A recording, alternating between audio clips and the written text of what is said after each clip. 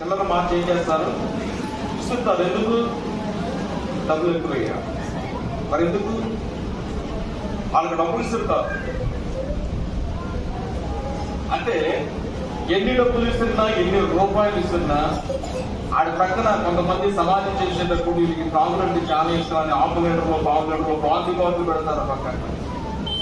వాళ్ళు ఒక నిమిషం ఆగడం తాగొచ్చి మనం కొడుకుంటున్నాను లేచేదనుకో ఎవరైనా ఉంటారు అక్కడ. అంటే సచ్చినోడు మెదలలేడు, కదలలేడు, మాట్లాడలేడు అంటాడు. ఎప్పుడు ఉంది కదా. ఈ రోజున సంఘము సజీవమైన సంఘమై ఉండాలి. నీటి ప్రవాహానికి ఎదురీదే చేపల వలె ఉండాలి. చేపలు ఆనందాన్ని, సంతోషాన్ని తట్టుకోలేక అప్పుడప్పుడు ఏం చేస్తుంది తెలుసని పైకి ఎగురుతూ ఉంటాయి. కనుక దేవుడిచ్చిన జీవాహారమును తిని సంఘము నిత్యము జీవించే సంఘముగా ఉండాలండి. ఏ రోజు ఎట్లా ఉండాలంటే నిత్యము, ఒక రోజు బ్రతికి ఒక రోజు చచ్చి